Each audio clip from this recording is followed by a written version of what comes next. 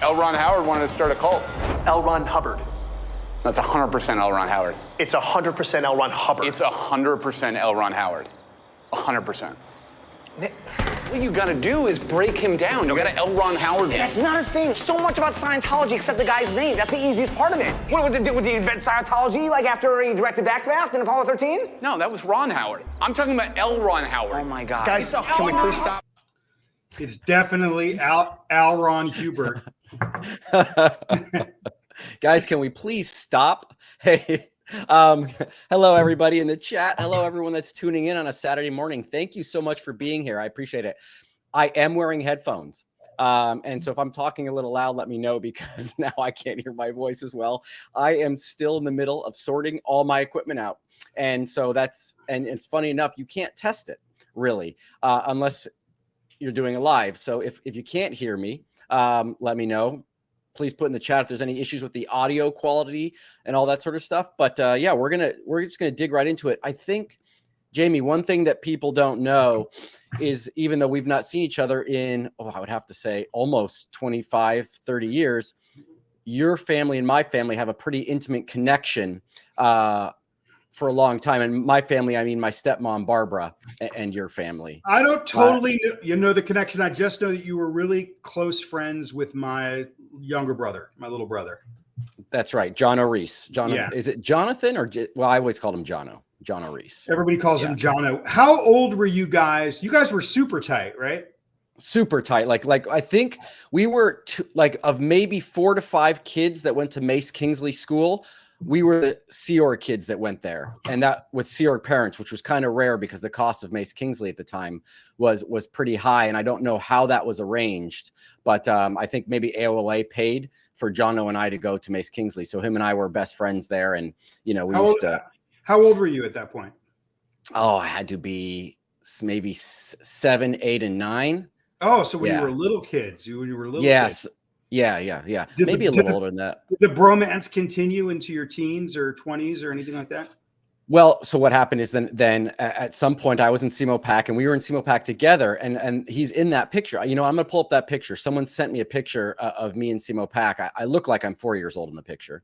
But Jono was actually in that picture. So we then joined the Sea organization together, went through our EPF separately, and ended up in CMOPAC together. I got kicked out of CMOPAC. I got busted from CMOPAC and was doing mess work. And then that's when I got brought up to the Int Ranch.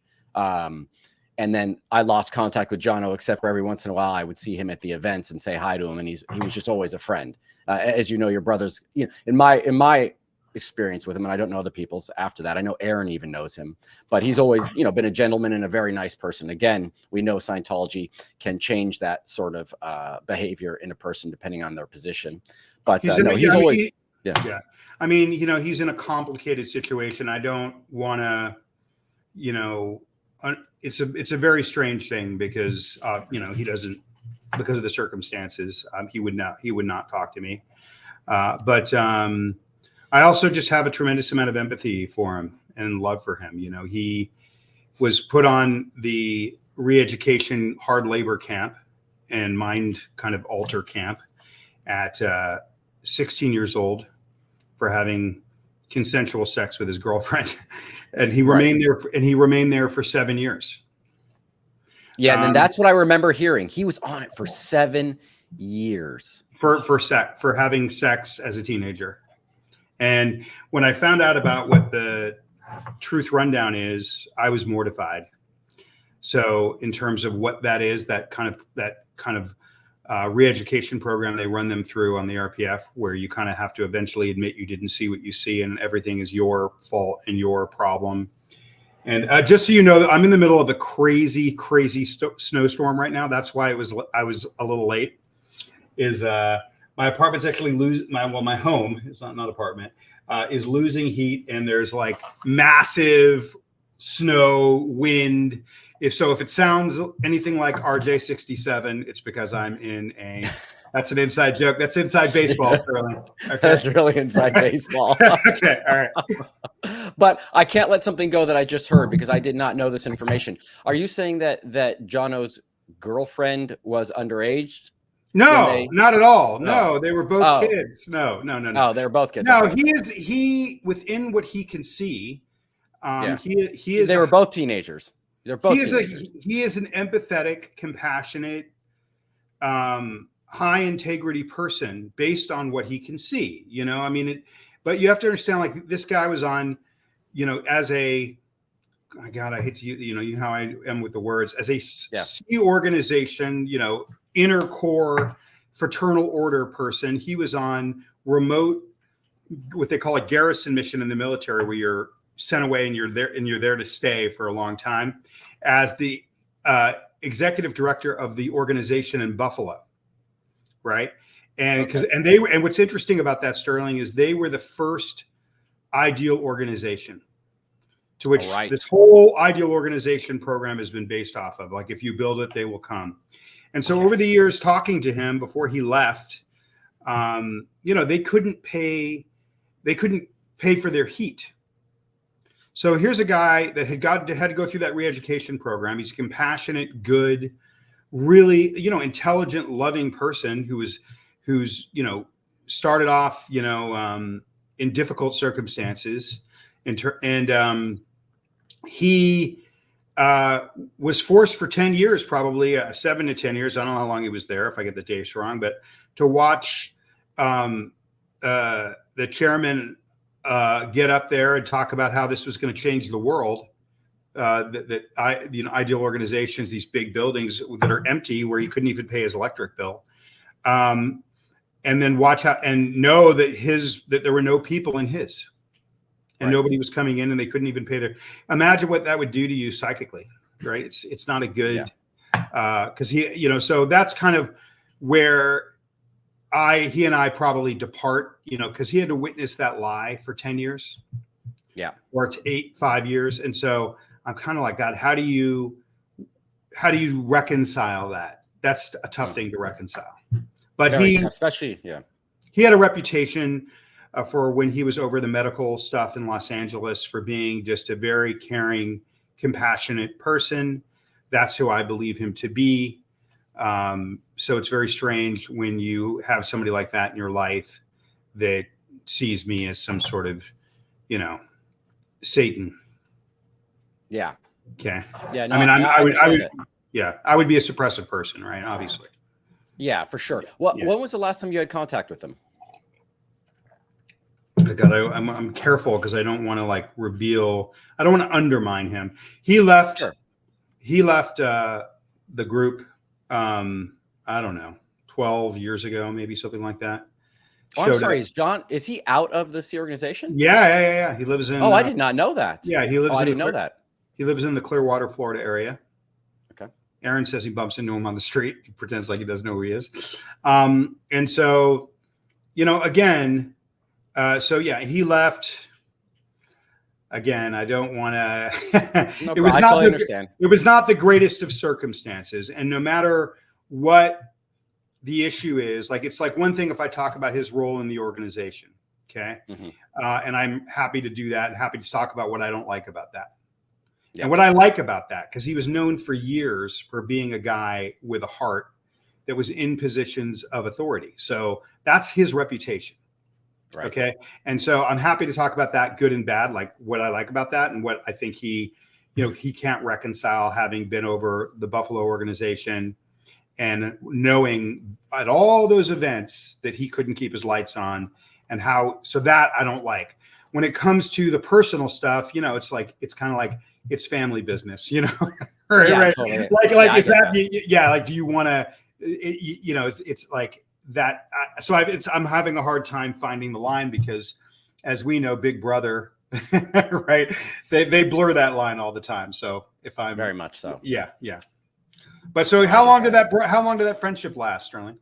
Well, I mean, the entire time until I left up to the Int Ranch and went up to Golden Air Productions again, all through the 90s and early 2000s, I would bump into him or see him and always say hi, because he's always that smiling face. He was gracious. And I even recall seeing him on the RPF once, and I didn't care about those rules, especially if I was going down to Pack from Golden Air Productions, I would stop and talk or say hi to someone or smile at them. Does your audience know all these terms? Like, do they know what CMO is? Do they know what RJ? You know? They do, but I don't like to use a continuous barrage of acronyms or at one set because it's easy to get lost in that. But can we tell them? Do they know what RJ67 is? You want to tell them real quickly? Go for it.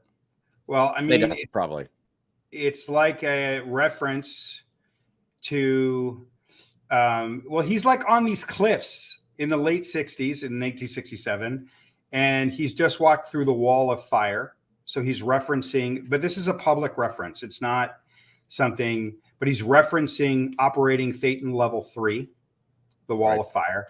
And he's talking about kind of how it almost broke him. And you could hear the wind howling in the background. It's very ominous.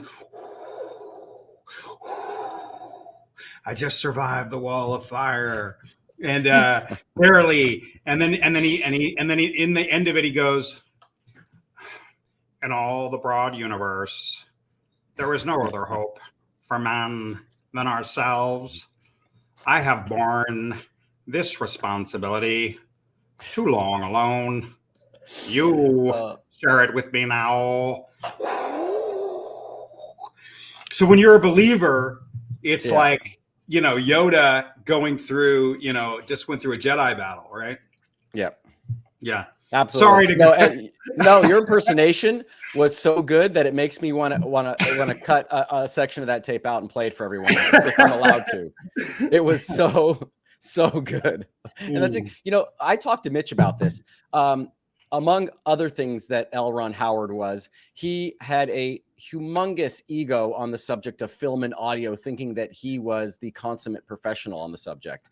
And his stuff, his creations, his directorial stuff was so bad, so bad that there's parts of me that wish we had copies of the original films that he shot, just so people could see that a guy that claimed to be competent at every task was actually really bad at a lot of things. Well, yeah. There's I want to. Can I comment on that? Yeah, Sorry, please go for it. Yeah. No, well, yeah. Okay, they're worse than Ed Wood films or John Waters. You know, or like John Waters is a decent filmmaker. They're worse. They're like Roger Corman movies, but with like, you know, spiritual spaceship technology, right? I mean, they're really. But it's like, you know, it's an interesting thing of the standards, because one of the things that's interesting that you bring up is when we grow up in it, you know, we're always talking about what they call LRH standards, which is Lafayette Ronald Hubbard standards, being like, that's kind of like, what would Jesus do? Like it's the highest pinnacle. Like if you were going to make, if Al Ron Hubbard were going to make a chocolate cake, it would be like the greatest chocolate cake in the history of chocolate cake, right? But then it's like, and you kind of buy it, like you're in there and you buy it, like, okay, yeah, what is the highest standard of this? It's like, okay, well, what are we talking about? Are we talking about weight loss standards? Are we talking about dental standards? Like, right? All right, look at the guy. Are we talking about childcare standards? I know. Like, how would they do? Yeah, how would they do on Glassdoor? Like staff treatment. Like, it's incredible how when you're in there, it's so obviously not what it is, and you're like, yeah. L. Ron Hubbard stand, yeah. Sorry. No, I get it. No, it's funny because you even go to his precepts of the way it happened. We could do stuff like this for hours about the contradictions in Scientology, but even go to the way to happiness. Take care of yourself. Okay.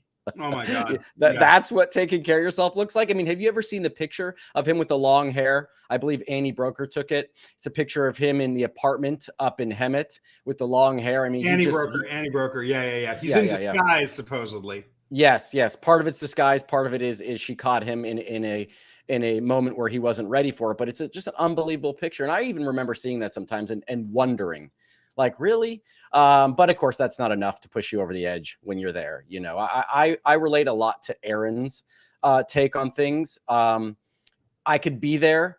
I could just work hard to do my job and be as competent as I could at my job until a point where I was no longer allowed to do that job. And it was no longer something that I could just work on. But again, I never rose to any ranks of doing anything particularly special, peacocks and trees. But it is interesting. Were you a believer? I want to interview you, Sterling. That's what I want to do. Knock yourself out. Let's do it. Were you a believer? Would you consider yourself a believer? Were you a believer? Do you feel No. like you were never, like when you were, 12 years old and your parents are these higher ups, your parents are kind of celebrities, you're kind of part of the upper echelon, as like I hear you call it, Game of Thrones level. Okay. You were like, there was no point where you didn't study courses or do. No. So yeah. I'll clarify that for you. So no, so Game of Thrones is Mike, which is funny. Mike Brown. Okay. That. So as a child, my dad used to tell me stories about L. Ron Hubbard and OT and stuff like that. And that was the part that appealed to me, the superpower part, that there may be something up there. And why also your family and my family are tightly connected is because your mom, Roz, was the internship soup at AOLA. So when I got auditing as a child, and I did get quite a bit of auditing as a child, because as people in my chat may know, and I've mentioned before, I was notorious for getting kicked out of my schools for fighting with my teachers. Are you OT8? Are you OT8, Sterling? No. I only ever tested to clear, and then Dave Miscavige, in a whim of a few words, denied that was the case, because he was denying all people that were past life clears their case gain or whatever it was. Are you past life clear now? I was. No. Okay. I was. I'm good at checking in. I want to interview you. I have lots of questions for you, Sterling. I've been watching Not even a little bit. I've been watching your show for a while. I was like, I got a bunch of questions for Sterling. Yes, Yeah. I am absolutely not clear. Okay. But no. So I knew your mom from that position quite well, and obviously your brother and I were peers and friends, and we're about the same age. But I never believed it. And once I got into the core of the Sea Org, my ranch experience was a 2-year stint there that compared to my LA experience, which was child's RPF, and I've told that story, which was horrible. They actually separated me from my parents for, I believe, 2 to 3 days. So the child, your audience knows what that is, the child's re-education yes. camp. So children doing hard labor, studying the doctrine all day, and doing this kind of, you should explain to them the machine-based counseling that is done on the re-education camp, because it's very, I think people would find it fascinating. So I never got counseling when I was on there, because again, I was only on there for 2 to 3 days, and I don't know why. And I would love to have someone look into this that maybe knows. It did not last very long after I was on it. Something happened where it got canceled, and I don't know. Really, why. a hard labor camp for kids where you're convincing them that anything that they ever thought that was bad about outside of themselves was really just their own transgressions projecting. Why? And then a kid doing hard labor. Why would anyone be against hard labor? And listen, I don't really like the term quote brainwashing, where how it's loosely used in relation to cultic groups or coercive control. But I do believe when you start looking at the machine-based counseling techniques that are on the re-education camp, it's the closest thing. I don't know of a better term than brainwashing when you start looking at the truth rundown. And even you could even say that about what's called, do you know what false purpose rundown is? Yes, I do. Yes, I do. Can you explain it to me? Yeah, sure. So the false purpose rundown, and it serves, again, my explanation is not going to be as good as other people, because I did not delve into the technology of Scientology so deeply. It was something that did not really hit my conscience, because I didn't care about it that much. But false purpose rundown is where you have, or you've been identified as someone that's got purposes that don't match up with the intentions of the group. And L. Ron Hubbard created a set of processes along that line to get rid of those. Now, I think it's slightly veiled as a coercion gaslighting process, because what it's intended to do is make you admit that you have the wrong idea about something, and the process you go through, you find what confusion may have created that. Now, if what purposes you are handling, what false purpose you're handling, are actual observations you've made that have been turned into and labeled as false purposes, that auditor will spend the time to try to convince you that what you saw was not really what you saw.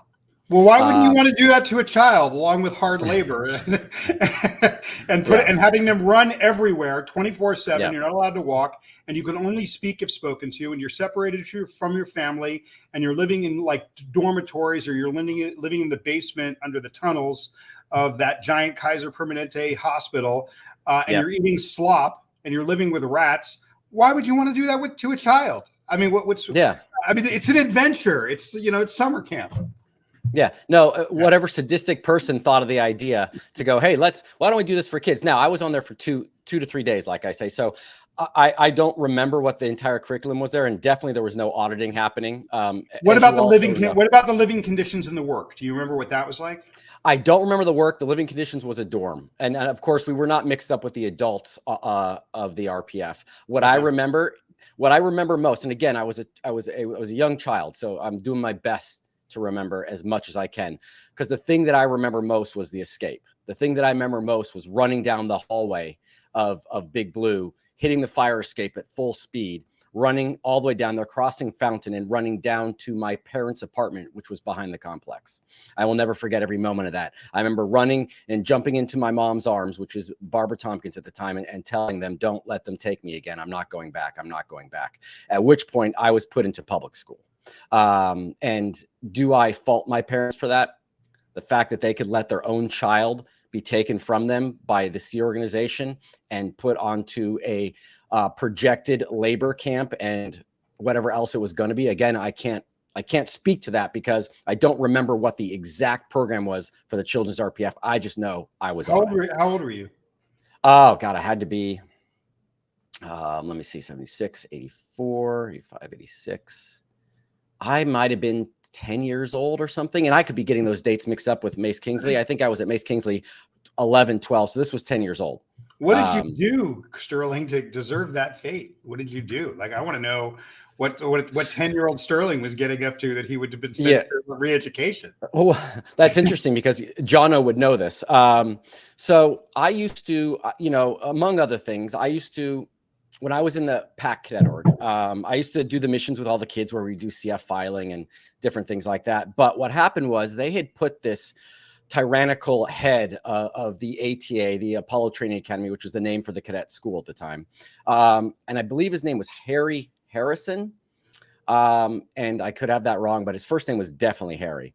And he was a nasty individual. I think he got a perverted joy out of spanking kids. And the only time I was ever spanked outside of my own parents doing, which only happened 2 or 3 times, was by this guy. He was a nasty, nasty piece of work. And so I would constantly get in fights. I would leave the property without permission. I would refuse to do things they asked me to do. So I guess at some point along the line there, because I couldn't tell you exactly when or who, they said, you're going to go do the child RPF. And the thing that I remember is being separated from my parents. That's what I remember. You don't remember the crimes that you committed? No. And I don't think they would have issued. No, I do know I was difficult to handle. I do know that I did not like being told what to do, that I had a problem with authority, and that I kind of went my own way. What I remember is being separated from my parents and the betrayal I felt at that moment, because why didn't they come get me after the first night and after the second night? So much so that I was willing to run down the hallway full speed, cross a busy street, and run down to my parents' apartment and run and ask them not to have them take me back. Now,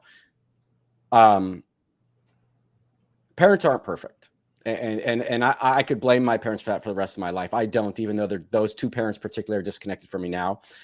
But at that moment, they did understand the situation and take me out of that thing. Horrible situation, should never been in the first place. But I wish I could tell you more details about the child's RPF, Jamie. All I know, it was 2 to 3 days, and I left it in that manner. And again, I will never, you know how you remember in detail some parts of your life because they had such a big impact on you? That's the one. I'll remember every part. I'll even remember as I was 10 feet away from the door, which had the push bar to open, just thinking, if I don't hit this perfectly on the way out, if I don't hit that push bar and I get stopped, if someone's chasing me, if adults chasing me, I'm going to get caught and I might not be able to see my parents. So I ran as fast as I could. And I did get to my parents, thank God. And I was able to then leave that, get out and go to somewhat of a normal life. And I think at that point is when my parents also realized that this is not a good fit for me. And that is when I started playing Little League baseball, and they realized that, I don't know, maybe one of my parents, and they would have to explain this themselves, maybe one of my parents actually opened their eyes a little bit, because I was then going to public school, and I was the only kid of my peer group that was going to play Little League baseball and doing things like that. Because I think they realized, yeah, that this isn't going to work. I just did not get along with the people enforcing running and being coercive towards me. It just wasn't in my personality. I'm sorry it happened. Yeah. No, it was not fun. It was not fun. And again, and I've heard pushback on the ranch from some people. And it's like, that's what I went through in LA as a young person. So when I got to the ranch, for me, the ranch was a breath of fresh air, safe environment, no gangs, didn't have to worry about anything like that. Got to play sports. There was a sports field. We did some labor, but again, I'm also older, and that doesn't change, because the same people that were my age when I did the Child's RPF were now at the ranch doing physical labor. So you can imagine the difference, right? It has a lot to do with your age and your experience there. But that was my experience, and thank God they never had a Child's RPF up at the Int Ranch. They had a governess group at one point, and I would be interested to hear some stories on that happened after I left the ranch. But anyways, that's getting off into the I'm sorry if I hijacked your interview. I'll answer your questions. No, this is a chat. This is a chat. Okay, this wasn't directed at a specific thing. So you're welcome to ask questions. Okay. Yeah, no, I feel like we're catching up because we knew each other back in the day, right? So yeah, I'm just like, hey, what's up with Sterling, right? So yeah, no, it's interesting.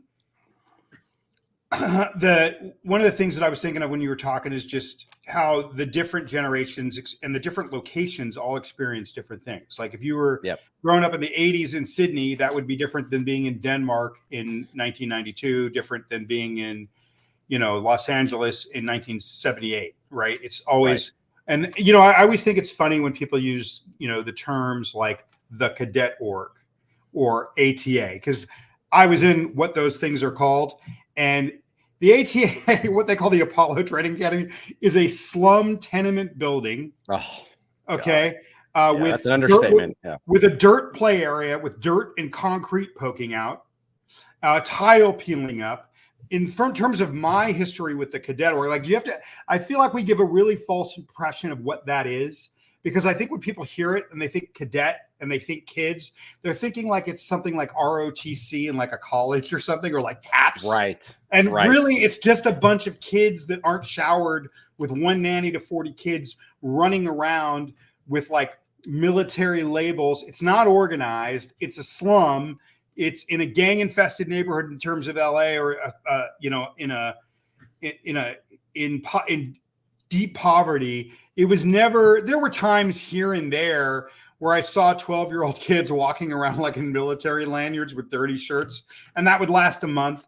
But I think we have to really like show the impression. I think we give sometimes a false impression by using the terms, that it was more of this kind of random Lord of the Flies thing that changed from place to place and from time to, and from era. Right. I mean, were you in some organized thing called the cadet org, where you were like in some like junior military? Like, describe, when you say you were in that, what was that? Rather, if you didn't call it something, if you just said what described it. And I will. And I also want to go back to your description of the building. The ATA building, and first of all, children were always an afterthought in Scientology, in my opinion, always an afterthought. If there was an extra building, let's give it to them. If there was something we weren't using, the specific ATA building, this one-story brick or cinder block, harsh line building across from Bridge Publications on Fountain Avenue, was more like a prison yard.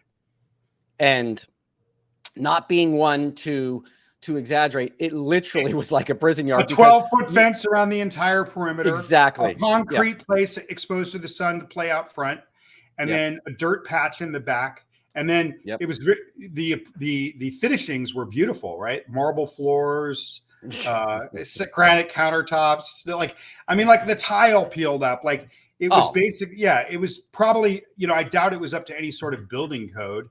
It was not up to a building code, had no fire code in there whatsoever. It was a harsh building. It was in the front yard, it was cracked asphalt. Used to be a dirt path, like you said, on the back going towards the back, and then in the back was all dirt. They eventually made that concrete, but still, I mean, there was no soft landings on that property whatsoever. If you were out there, how would you playing describe and the you inside of the building? How would you describe the inside of the building from your memory? I would describe. We were there it at different times. We were there probably Yeah. 10 years apart. That's why I'm curious Yeah. how it was when you were there. A very rundown clinic for drug addicts is how I would describe it. Okay. That's pretty It good. was That's pretty nasty. good. It was dirty. And we're not even talking about, I mean, I don't know if you remember the lice pandemics. There was times where it was so disgusting and so out hygiene. And that is a Scientology phrase. I apologize for that. Let's just use the word dirty. That they used to have to shave all the kids' heads. I remember walking around with a shaved head for like a month because of the lice epidemic. I had it so chronically, but it wasn't just the epidemic. Like when you talk about the lice epidemics, which was my entire childhood. Okay. You have to understand that even in the middle of these things, it wasn't just that we were all these kids together in downtown, in like urban Los Angeles. It was that they never looked at us.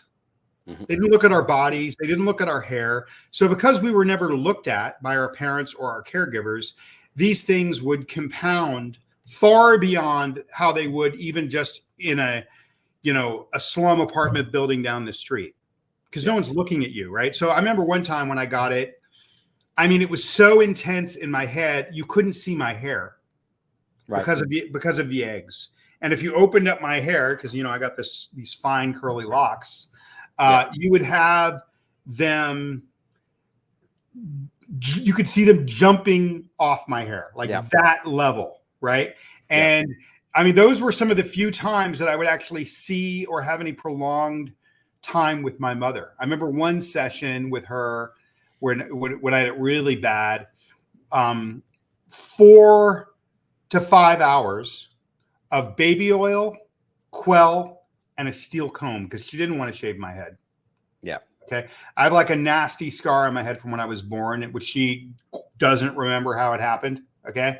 So I guess maybe that's why she didn't want to shave my head. But like, we're talking about because of the thickness of my hair, even with the baby oil, we're talking about 5 hours of nasty chemical Quell, and blood and oil. Like my scalp would, I don't want to gross everybody out, but it was but that would be a rare, like she did that. She would take that 4 or 5 hours. And those are some of the few times that I actually spent prolonged periods of time with her. Right.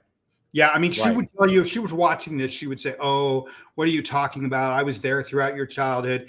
I mean, the reality is, unless she was using me for child labor to take care of Jonathan, I probably, in terms of conversations that I've had with her, outside of her talking about getting me an interrogation or something to help me out, we're talking about, I can count the actual conversations I had with her throughout my childhood on maybe one hand, but I wouldn't get through the whole hand. And what's difficult sometimes about it is, like, even when talking to you, when you're like, "Yeah, I knew your mom, Roz," right? And people liked her. She's a charming narcissist. Okay. And so it's hard sometimes because I don't really see her as my mom, because that's like an affectionate term. And it's really harsh when people realize who you are and, "Oh, you're her son." And, and you hear, right away. Yeah. How much they loved her, or how much they liked her, or blah, blah, blah, blah.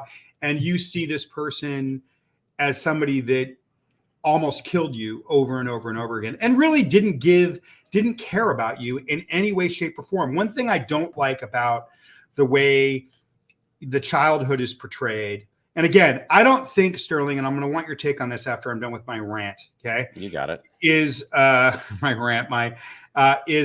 that I don't think the story of the children has ever been told.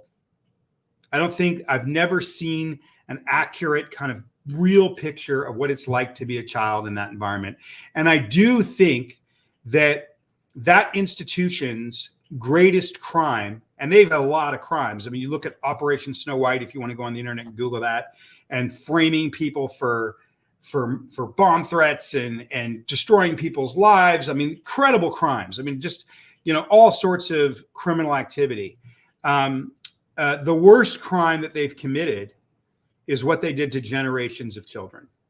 Yep. And it hasn't been exposed. But one thing I think that it doesn't get told accurately when children of this have discussions like you and me, but we're, maybe 10 years apart or something, maybe a little less, but is that they don't accurately, like, not all parents managed it the same way.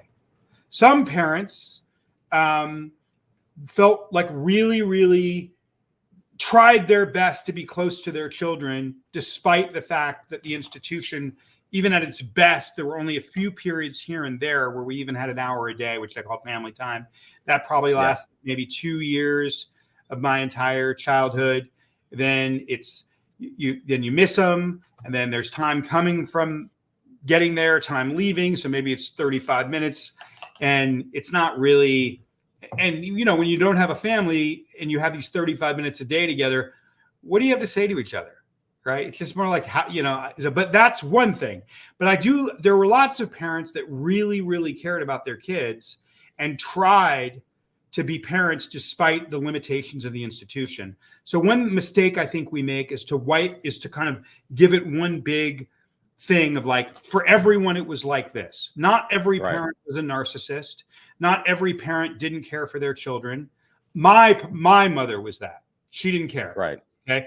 And, one thing I always say is that biology will kill you faster than a bullet. Because, I had to come to terms with the fact in my 20s, when I went back after college, that, I really, really wanted to have a family. I really, really wanted to have a sense of belonging. And I had to come to terms in my 20s, like, listen, this person has thrown you away and not your entire life, right? At some point, I had to face the fact that this is how that person feels about you. Like, I wanted her, like, you have labels and there's a mom or a mother. But at some point, if someone gives you 2 decades or 3 decades of behavior, of disconcern and nullification, that's what they think of you. Right. And that was, coming to terms with that was one of the most difficult things of my life. I had I estranged myself from her long before I kind of publicly declared any sort of departure, because I do think, and this is where it gets confusing. You have, and you touched upon it earlier, Sterling. It's like ultimately it's a parent's job to raise a child. Yes. So ultimately, if they didn't raise us and they turned us over to a cultic, oppressive, dark, child abusing group, they broke the law, and that's on them. Ultimately, where the rubber meets the road, they have to be held accountable before the institution. Yep. And that's the facts of the matter, because they did have a child, and when they agreed to have the child, that's the contract they were forming with the child. No matter what else happens, it is their responsibility once the child is born. It is their responsibility. Yeah. Yeah. And I think we make a big mistake having these ad hominem conversations where just like everything about the institution is bad. I had great friends in there. It was like Mark Twain. Under that oppression, I bonded with kids at 10 years old, 11 years old, 12 years old in deep, deep ways. Yeah. Profound friendships, because we were all dealing with this together, right? You were on your own. You were on your own from a very young age. Yep. Yeah. When I see those guys today, there's a brotherhood or a sisterhood of, we survived a war. We're still standing, right? And I just don't feel like we talk about that. Aaron seems to be really, really loyal to the people he came up with. We should, and I try to be, and it's hard because I don't always want to look back, and I don't always want to be relating to the people from my past because they trigger me.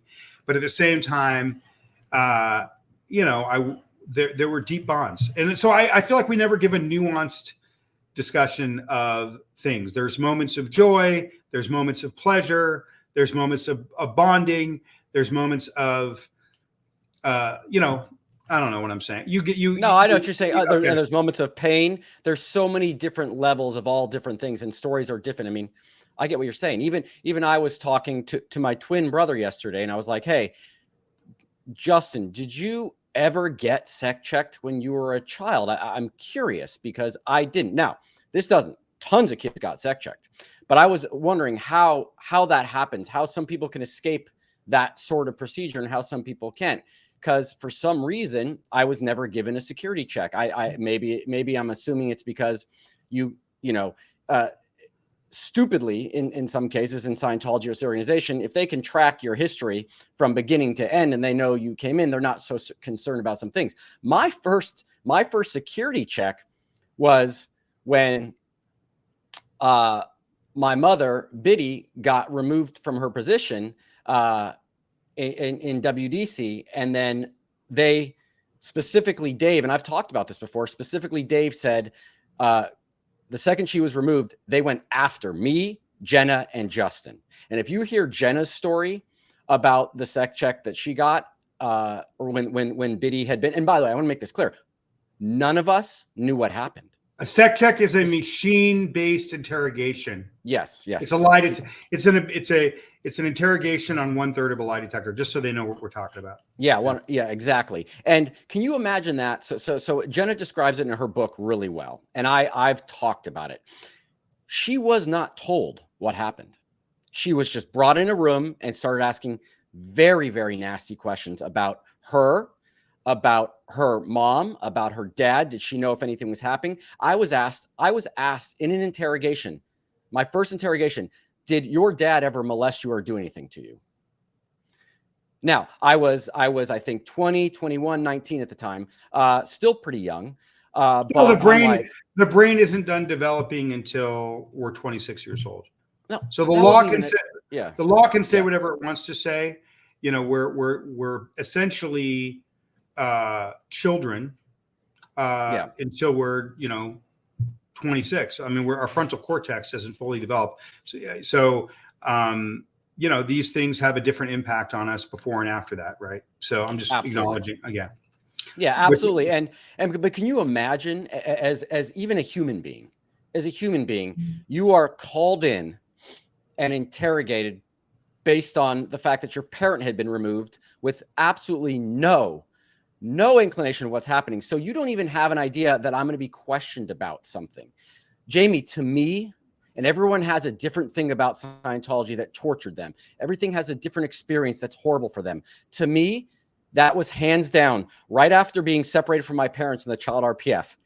That was hands down the worst experience I ever had. I had to sit in a room for 3 days straight because they were trying to pull out of me something they assumed I did wrong, and I hadn't done anything wrong. I did not know about what my mother had been up to in their books. I did not know about anything like that. I was asked, Jamie, in a session, in an interrogation, did I have inappropriate affairs with my little sister? With my little sister, who, by the way, I hadn't seen in 4 years. But my little sister, I mean, that's how sick and depraved they can be. Again, this one, though, you can directly connect to Dave Miscavige. Absolutely. Well, okay. Absolutely directly connected to how sick that individual is, because that's the person that would have asked that question for sure. I mean, I think Sterling, I mean, I think this is probably a good place to maybe start talking about my work, because it's really, germane to what you just said.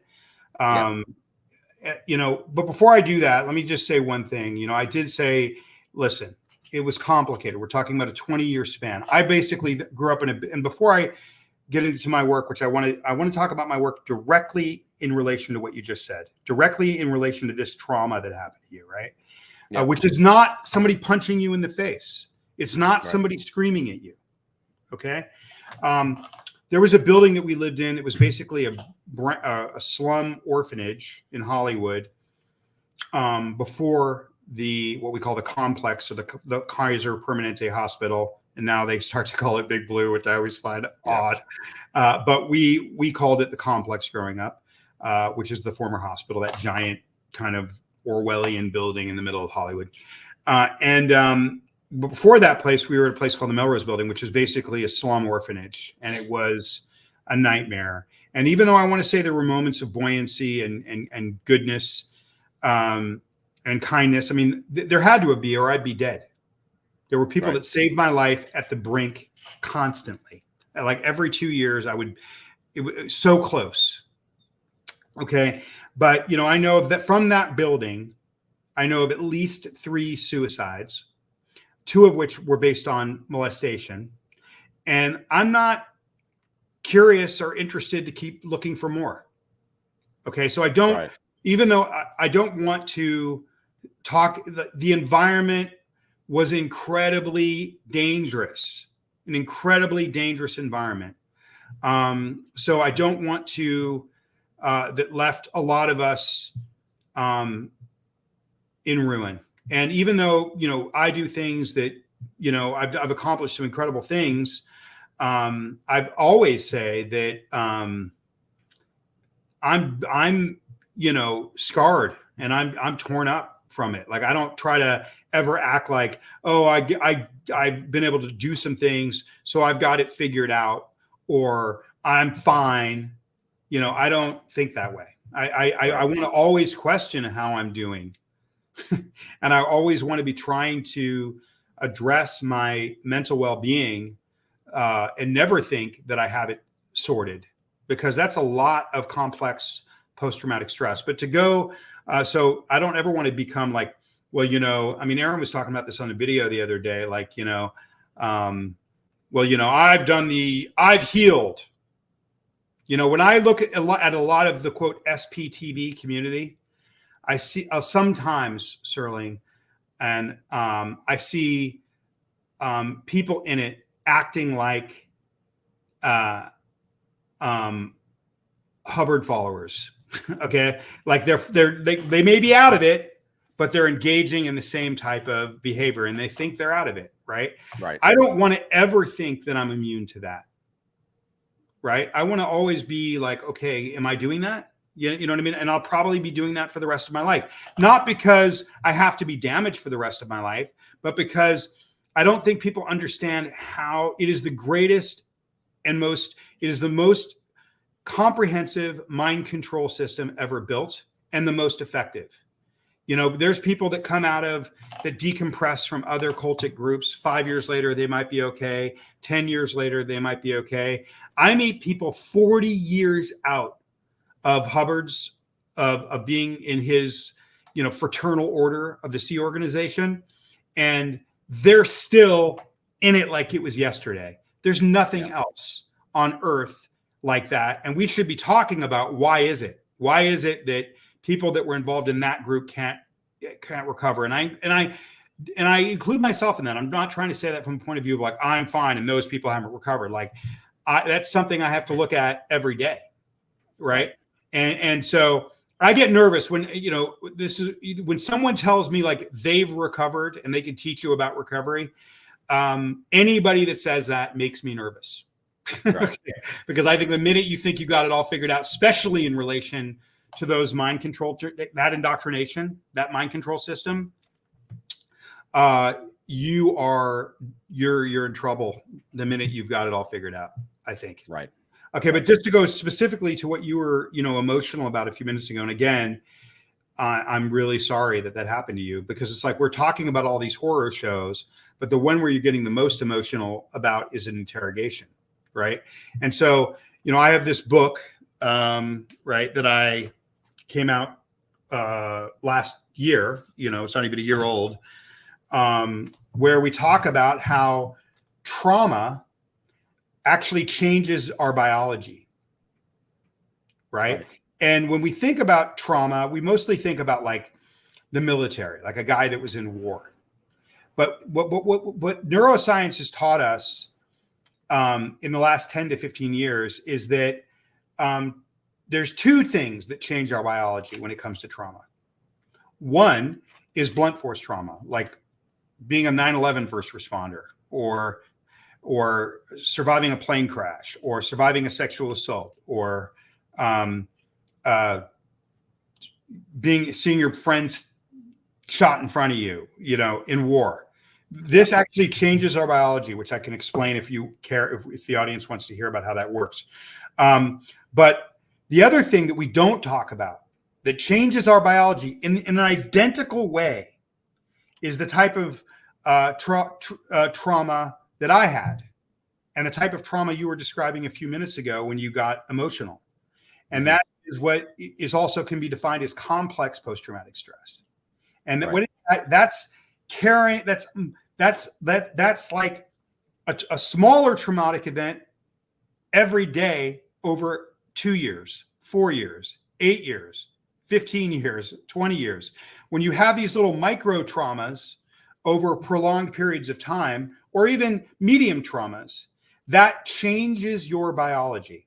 It actually damages your nervous system the same way a broken leg would be damaged permanently, to the point where you're going to have about 8 or 9 chronic systems of your nervous system being stuck in fight or flight.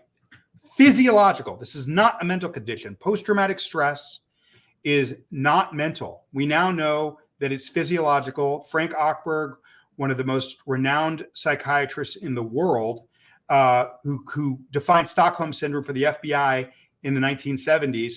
In 2012, he started lobbying to get the name changed from post-traumatic stress disorder to post-traumatic stress injury. There's movements going on.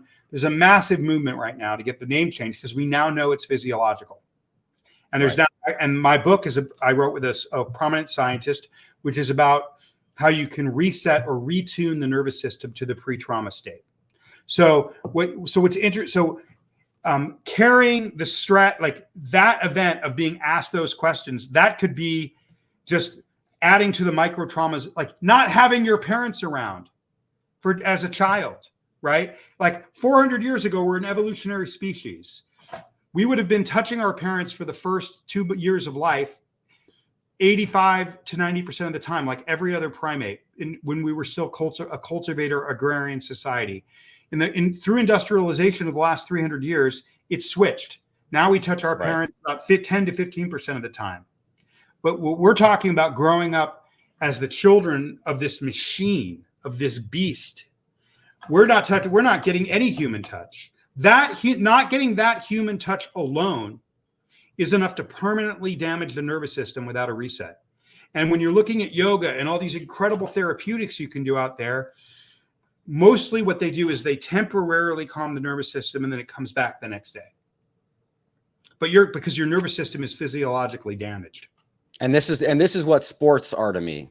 Just so we're as I'm learning more and more about this, because I am definitely one that believes truly that I don't have things figured out, and I'm constantly in search, which is why I read psychology books, which is why I read that. Because even at my job, which I completely love, there are instances where I may face something that triggers something close to, but not the same, but close enough to where my instant reaction is defensive, pushback, and instantly my body get shockwaves running through it, even though the intention of that person wasn't that. That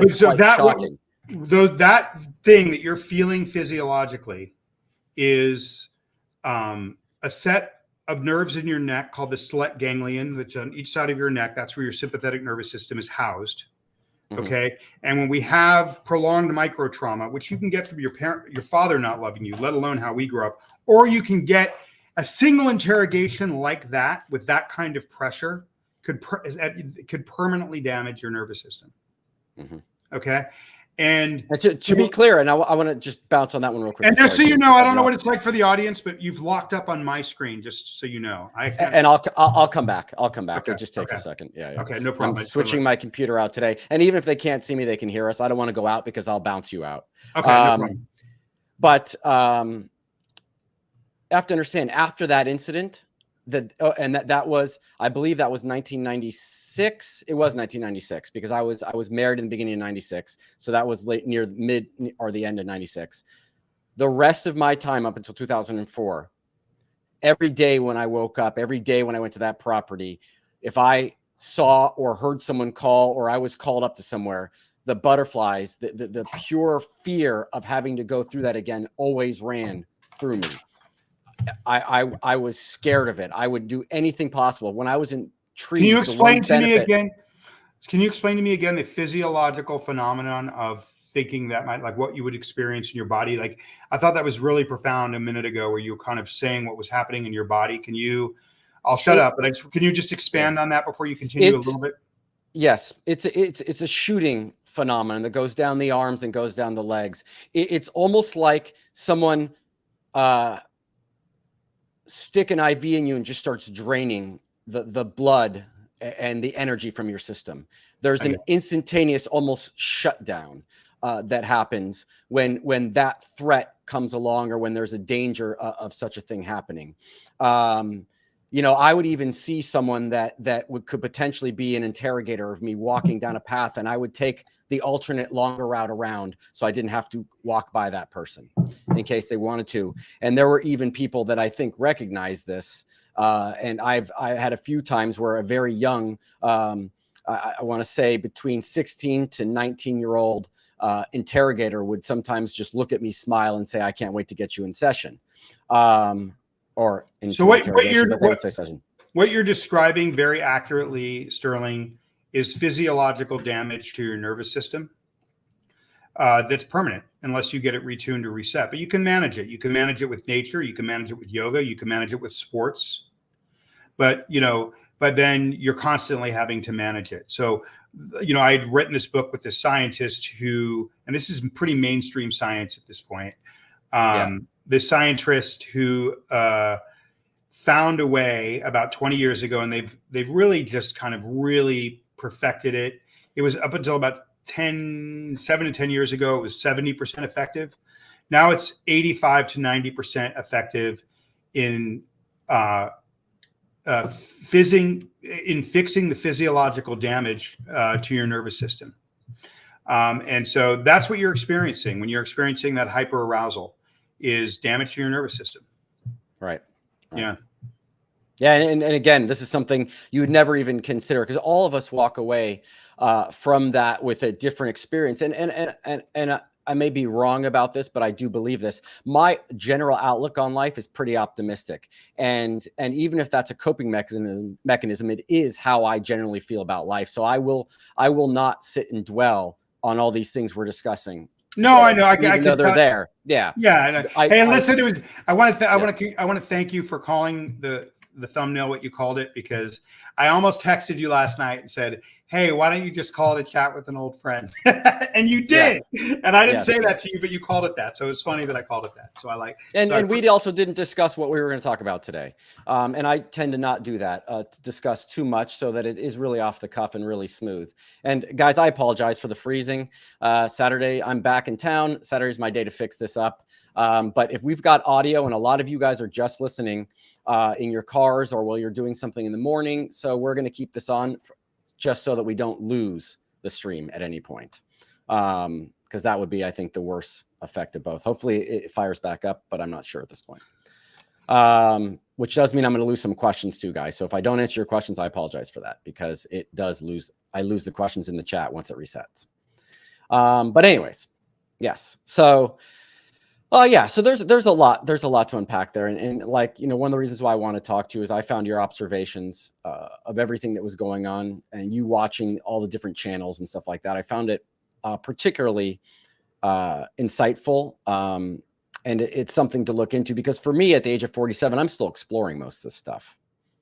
This is all new territory for me. And there's definitely some deep down hurt things that are still there that I don't tend to bring up. And when I do bring up, it's more specifically in relation to my parents, there's absolutely a lot there.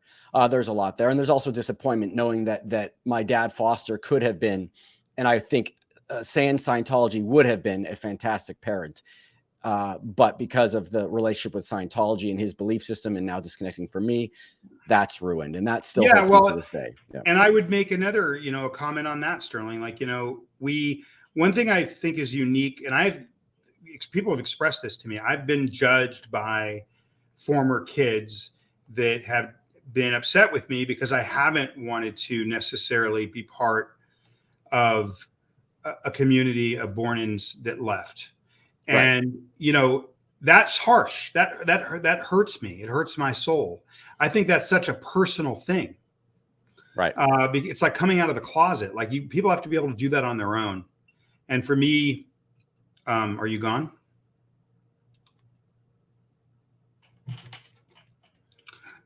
I think am I still in the show? I'm calling Sterling on his cell phone to find out where I am. Just freeze you out. Yeah, I don't know. Are you in? I don't know. I'm out. No, here, I'm pulling this back up in 1 second. Here. You want me to stay or you want me to go back in? Stay. Okay, you got it. Yeah. Okay.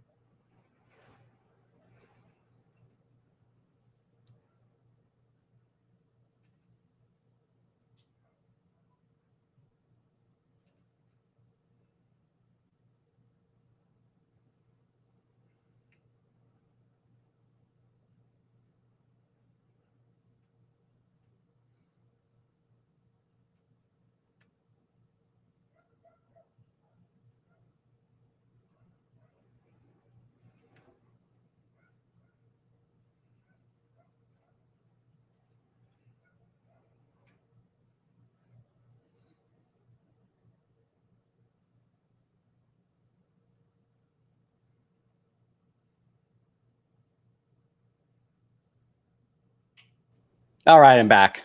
Oh, we're back. Okay, my man. Sorry about that, guys. It's something I'm fixing today. And will you be able to answer some questions? Let me see if anything's still in there. Okay, and we can go as long as you want. I don't know how long, if we do an hour and we're done, or if you want to keep going. I'm up for whatever you want to do. Well, and I think we need to talk maybe again, actually, but that's up to you. I know you're busy in your schedule. I do enjoy the things with you, but yeah, let's get some questions real quickly. And we'll just wrap it up. Do we want to finish that that trail we were on? Yeah. If you have more to say about it, yes, absolutely. I think I've said my piece on it. But you're insightful. I just want to say, and again, I'm promoting the ideas in my book. If you can't afford it, go to the local library. If you can't, get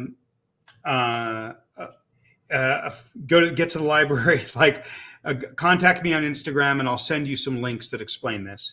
But if you're experiencing what in the military they call operator syndrome, and the majority of them get it from the chronic stress of being away and worrying about an IED. They don't get it from combat. The same that your body can't, the nervous system can't think.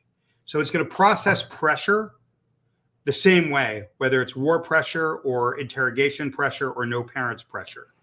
And so you get added nerve growth in your sympathetic nervous system, which is in your neck, and these ganglion nerves called the stellate ganglion, which talk to your amygdala. And when you get extra nerve growth there from too much stress over time or overwhelming blunt force trauma, normally you go up and you come down. Well, if you go up too high, you get this excess nerve growth. Or if you go up and you stay up too long, or you go up too high, you don't come down. The excess nerve growth happens. And the symptoms for that, and there's a lot of people that are on psychotropic drugs or addicted to yoga or sports or movies like me, and there's 8 or 9 symptoms that cover that: anxiety, hair trigger, reactivity, hypervigilance, hyperarousal, which is what you were describing when you get triggered, mild paranoia, sense of doom, lack of sleep. Okay. All of these are what would happen if you were running from a tiger. Right. So that's the example I give. So that's actually a biological phenomenon. And if you, my book is called The Invisible Machine. Again, if you can't afford it, just send me a message on, or go to the library, and I will get you some resources. Follow me on Instagram, send me a message, and I will get you the resources. Okay. I'm a little late. I got hundreds and hundreds of messages from the last time I did some interviews. So I'm a little behind right now over the holidays. But if you haven't heard from me on the last week or two, it's because I was on deadline for some writing. But you will hear from me, and I will get you all those resources in the coming few days to a week. Okay. But if any of those symptoms are resonating with you and this idea, so when you get that feeling that your body is being taken over by something, it's because it is. Right. But we now know where it is, and we can see it on a brain scan. Okay. Right. Okay. So I just want to make sure Yeah. No, and I'm a fan of that because I think even after your first video, I started covering that. I started talking about, I think I've mentioned, I don't know if you watched the live, one of my favorite books that does talk about fMRI mapping of the brain. But this book by Leonard Moldanov also covers a lot of what you're talking about. It's a fantastic book. Yeah. Okay, I'll check it out. I'll check it out. Yeah, I've actually quoted that book and done a video on it talking about the subject of memory and how you can look at memory from your point of view specifically, and then things can change based on your perceptions and how you look at it. It's a fascinating book. Anyways, do you want to pop in some questions real quickly? Sure. I'm in your hands. Okay, here we go. So, note to self, and this is for witness. I wanted to bring this up. Where did Sterling get the amazing hot dog hat? That is a Dodgers hat, guys. It's actually a special collection Dodgers hat. So that is a Dodger dog running. And I actually got the hat. I paid $34 for it, but I only paid $2 now, and the rest of it was deferred until 2034. So great deal on this hat. That's an inside baseball joke. L Jeans question: Jamie, is Daniel your brother? Yep, Storm here too.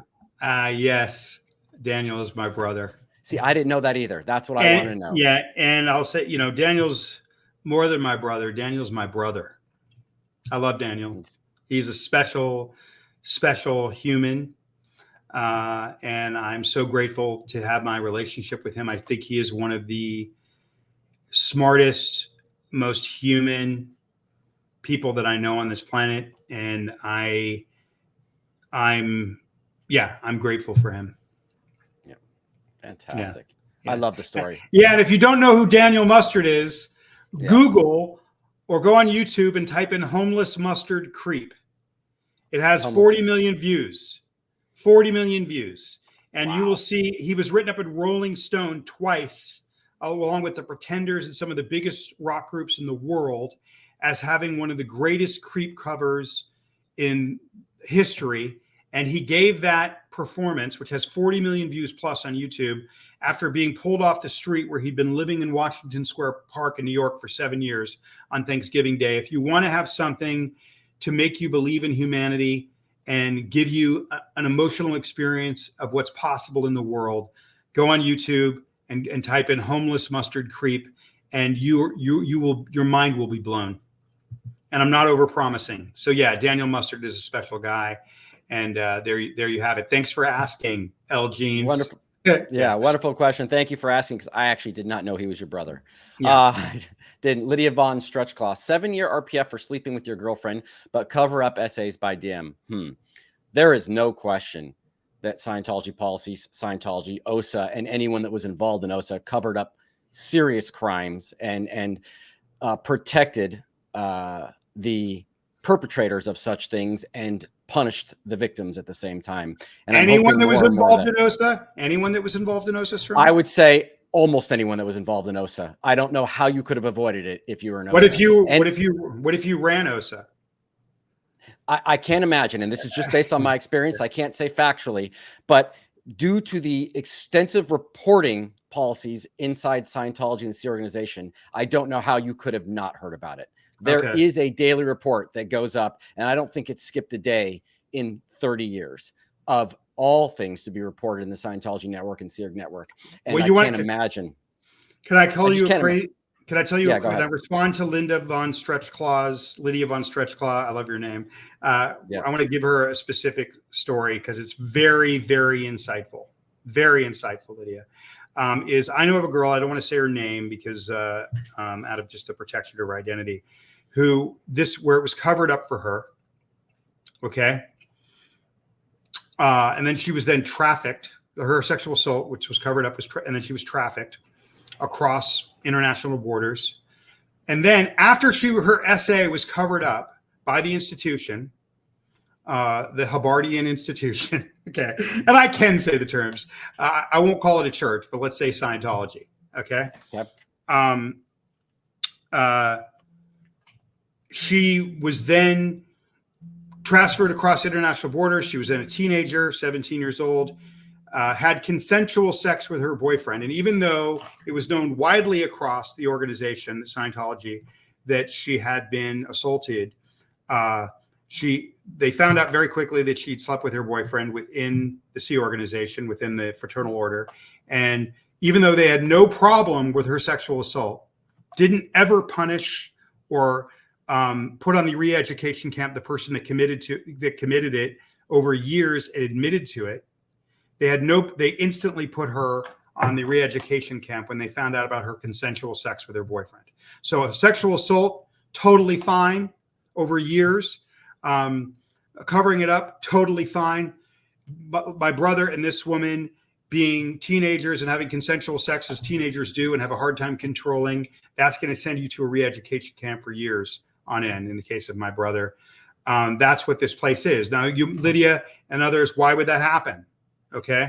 And again, you're getting me to talk, Sterling, in a way I didn't want to talk in this show. I was just going to have a chat with an old friend.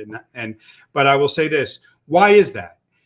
Because, if you take someone that's covered up sexual assault or committed sexual assault, you're never going to see those people on the re-education camp in the history of the Sea Organization, because it's a prison camp. And if it wasn't a prison camp, why did they disband it? It doesn't exist anymore. And if it wasn't a human trafficking camp, why did they disband it? Okay. So why don't they put people that commit sexual assault on children, or people that covered it up ever in the re-education camp of the Interfraternal Order of Scientology, the Sea Organization? Because it's like prison. The minute you're in, what are you in for? And they could never have someone be in the re-education camp say, I'm in here because I did this to a child, because then it's going to metastasize and spread.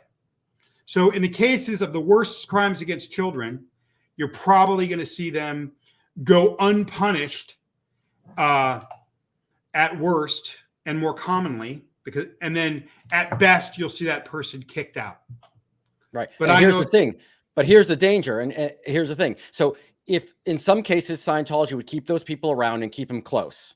So I think that. So nothing else. I think you're spot on, Sterling. You're more likely put them in. Yeah. You're more likely put them in another position, not tell anyone around them that person had done that. So no one's looking out, no one's keeping an eye on, and that person may end up working with children again. The other scenario is they let that person go. They say, we kicked him out, but they do not tell the authorities or anyone else. So that person can go do the same thing in another location because nobody knows. The tag of sexual predator was not put on him. And let me tell you exactly. Let me tell you how insane that is, right? And the whole point of them doing it is to protect the quote church. And what's so hilariously stupid and devastatingly dark about that is that it does the exact opposite to protect them. In every religion across the world, there's horrible, evil people that harm children in that way. Okay? No one blames the religion for it. Okay? It's only the cover-up, when it's covered up, that they blame the religion for it. So they actually are harming themselves and leaving predators out there and bringing more harm on themselves as an institution when they cover it up. No one goes, well, this Christian guy, I don't want to trigger people, but did something to a young person, and we got to blame all of Christianity for that. No one does that. The only reason this comes up as a blame issue is because they cover it up. Why do they cover it up? Because they believe that they're infallible. They believe that if you say that people commit SA after they do their, their operating spirit kind of superpower levels, or you're clear and you have no neuroses, no compulsions, nothing, then by admitting that somebody committed SA, you would therefore say this doesn't work. That's why they do it. But here's what's hilarious. That's inside baseball. Nobody outside of that group would see it that way. They would just see it as a rogue person that committed a harmful act. I do know of a case in England, in East Grinstead, where two OTAs, the highest level, the father did it to the daughter. The daughter woke up the next morning and told the mother. They were public, and the mother called the police, and the father went to jail. Okay, so because it wasn't connected to the inner institution, but if the inner institution Osa, if you're watching, stop covering it up, because no one knows. No one will ever blame you for it. They'll actually admire us as a group. They won't see it as the technology not working. They will admire us as a group if we report criminals. They will admire us. If we report sexual assault, especially on younger people or anybody, they'll go, wow, this is an ethical group. I mean, this idea, that's the thing that's so dark, you know, a world without crime. They call the Sea Organization, the Fraternal Order, the most ethical group on the planet, and they're covering up SAA against children. There couldn't be something more unethical, even in the name of protecting the group. Like it's so anyway. No. Thank you, Lydia. Thank you, Lydia von Stretchclaw, for that a really important question. Yeah, fantastic question, Lydia. Thank you so much. Matt Elliott, question. Did you guys see Aaron's flag stream yesterday afternoon? All the front groups look closed at 1 p.m. Yes, we did. If you haven't seen it, guys, go see it. It is eerie down there. You know, I think we should do a check on Aaron after he finishes every video down there, because it's scary down there. Seeing how empty it is, it's just not, it gives me the chills, guys, when I see that. I got my Canada Cup. I'm giving a nod to Matt, SPTV Canada, with my Canada Nice. Cup. Okay. Nice. Yeah. I have been watching a couple of his live streams down there. It's astonishing. And that building is crazy, Sterling. Yeah. I saw that building. I've never seen a structure like that. No. I mean, and it's beautiful. The lighting, the architecture. I was like, gosh, man, that building is so great. I think I need an ARC break. Maybe I'm missing out. That's how beautiful that building is. I feel like that building is so beautiful that anyone that's there, that's part of it, that goes to that building every day, how could it not be true? Yeah. We have a building like this. It's a simple. Yeah, it's powerful. Like, I literally have this thing of like, God, man, I want to get back in that building. I want to be part of whatever that building is. That's how. Right. And that's how they differentiate themselves. Yeah. I think that's how they're trying to so the People's Church, Jim Jones, if you watch a documentary on that and you were in Scientology and you can't see the similarities, there may be something wrong with you. I think Scientology thinks that if we have these fancy, nice buildings, we can't be this cult, because we're too sophisticated to be a cult, because cults are for simple-minded people. I think part of their strategy of having these unbelievably gorgeous buildings, these perfect uniforms, is because they truly believe that they have these nice things, that the image will be too professional that people could associate them with a cult. I think it's almost the other way around, but I agree. Their buildings are ridiculous. And for those of you, even the people that recruited, we were born in, so we have a little bit of an excuse for being involved with it, more than a little bit. But even if the people that were recruited, you have to understand that the majority of people that were recruited, or even the people that was the time where everybody was going into cults in the 70s, right? That was like communes and cults were everywhere, right? So Scientology doesn't have a monopoly on that. But also the people that go into this day, it's like, if you were to be in Los Angeles, or if you were to especially be in Clearwater, Florida, and you were to meet professional businessmen, professional Scientologists, some of the most incredibly talented artists in the world, the most successful businessmen in the world, scientists, college professors, some of the most established attorneys or legal minds in the United States, okay? They're all there. And when you meet these guys, and they're so brilliant and they're kind, and they've gone up these operating thetan, these operating spiritual levels, it's hard to go. I mean, for me, it was a hard part about getting out of it was like, well, these guys are really, really smart and accomplished people. Like, if it was bullshit, they would be able to tell. So when you would be shocked if you were to be in the inner core of the organization, how many people with incredible degrees, academic accomplishments, business accomplishments, artistic accomplishments, scientific accomplishments. And I know we just sound like a bunch of idiots that were, I guess you don't blame us for the born-ins, but like anyone at a vulnerable time in their life can get involved in this. And when you see all these beautiful, you have this instant community and all these accomplished people, it's very powerful. It's hard to go. If it was a bunch of idiots, it would be way easier to leave. Right. It's not. I agree. Yeah. I agree. I totally agree with you. Maria Dillard, question: where are the children being held today? That is something. Yeah, Marla Jill, I would like to know that. That is something I would like to know. I would like to know the body count of children that are still there, and so that could be reported to the FBI to go, hey, there are still children in there. And so we might not have evidence right now of what's happening to them. We know that Scientology's track record with children is horrific. So Well, you guys like, go check on them. Yeah, I would make this comment, Sterling, and I want to know what you think of it. Even like they don't have children technically in there anymore, right? But they're recruiting people into the C. What is the minimum age to be recruited into the C organization these days? The billion-year contract. Do you know? I don't know. I don't know if they have a minimum actually. Okay, it's probably somewhere between 14 and 16. So your frontal cortex isn't even developed. Also, when you're that young, this idea of getting on spaceships and going to other planets to help and free people is pretty seductive. When you're 5, and you're being told this stuff like I was from birth, you believe in Santa Claus. Okay. Yeah. But what's really interesting about Marla's question to me is this: even if they're not keeping anybody there because they've outlawed it, they're still recruiting teenagers.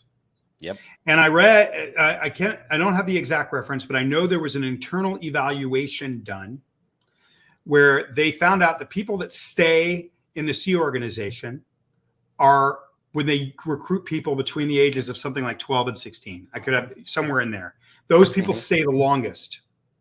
Okay. So the solution of that evaluation was, let's recruit them. Not, hey, maybe their frontal cortex isn't developed, right? So they're targeting those kids because they stay. And what's so interesting is, like, maybe there's 5,000 Sea Org members. How many ex-Sea Org members are there? 30,000? Yeah.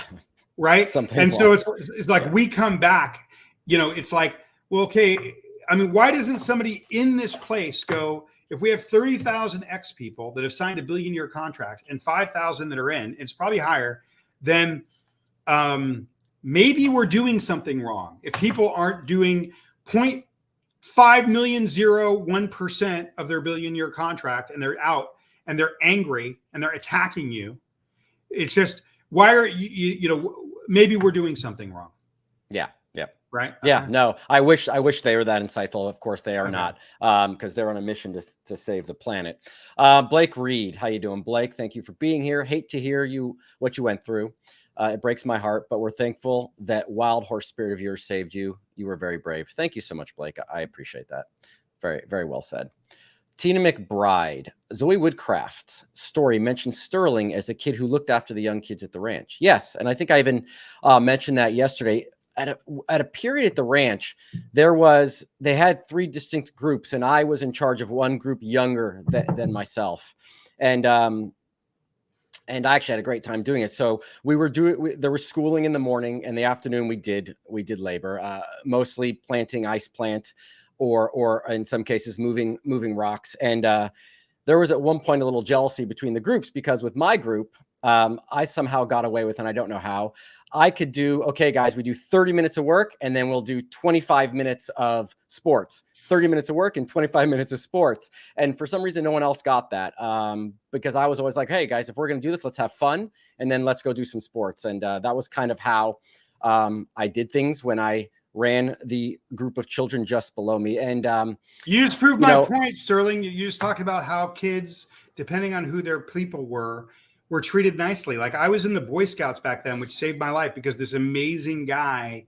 who was part of it named Scott Foster, he's probably still in there. Amazing. I remember Scott Foster. Yeah. Scott Foster used to. Oh, yeah. Let me tell after you're done. Let me tell my Scott Foster story. Yeah. Well, he saved my life with the Boy Scouts of America, getting me out of that environment. And he's just a beautiful, lovely man that was a surrogate father to me for a huge chunk of my life, a guy without a father. But I have a question, and then I'll let you respond to Scott thing based on Zoe's question, or based on Tina's question, is like, does OSA watch every single one of these streams for the entire community? A, I wonder. Yeah. And B, if they do you think there's any part of them that when they're watching it and they see our pain, or when we make a rational point? And this is why I don't like it when anybody's ad hominem and isn't nuanced about it.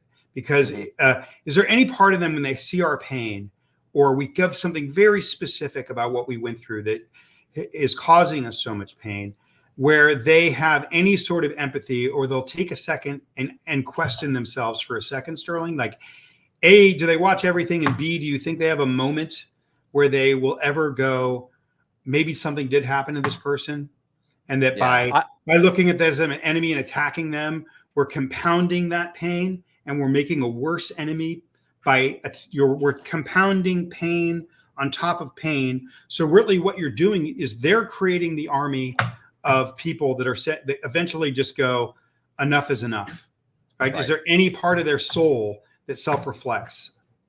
I wonder if individually there are, but I've also made the statement before. I think OSA gathers a particular type of personality individual, and I would say those would be the ones with no empathy, because the poor souls that have to sit here and listen to all this stuff and can watch and not understand that there's truly been a lot of bad things done by Scientology, by L. Ron Hubbard, by Dave Miscavige, and people in Scientology and the organization, but can just watch this and be very robotic and just go, today we had this, this guy's complaining about this, or this lady's saying that this happened to her. To be able to assimilate all that information without empathy takes a particularly wretched personality in my mind. So if that's what you're asking, that's my answer to that question. I think they do watch it, but I don't think it changes their outlook, because essentially they do categorize us all in the same category: bitter, defrocked apostates, just complaining, whining people who aren't getting along. Yeah, but what I would say to those people is, like, Steve Jobs was a rough guy, and people have a hard time at Amazon, and they have a hard time at Apple, and they have a hard time at all sorts of institutions across the world that are not ideal. And they don't come out and create, and they're not bitter in this traumatized way where they're crying on, where their lives have been internally devastated. And I wish sometimes the people that watch these things would go, okay, well, if we're all these horrible characters that are low on the tone scale and suppressive, why are you attracting so many of us? And there's a large portion, like if you've got 30,000 that have left out of 5,000, what does that say about you? Right? Like I wish they could compare us to other institutions and realize that, no, this thing of all these people, like if there's an inch of humanity in you, could this be real? I just wish that was possible. But anyway, no, I get what you're saying. I do. And I it's again, also to everyone's individual story. I mean, Aaron's story about how he pleaded with the Church of Scientology to just let him go silently. He wasn't going to attack. He wasn't going to do anything. Please don't break up his family with his wife and his kids. He pleaded. And he pleaded to an MAA, which I think are MAAs and interrogators, the people that did that stuff. I'm still going to say I think we're the worst people that were in that organization, besides Dave Miscavige, but that's because of my personal experience with him. But he pleaded for them not to do that. And they then said, you know what? We're going to take an extra step and we're going to do that to you.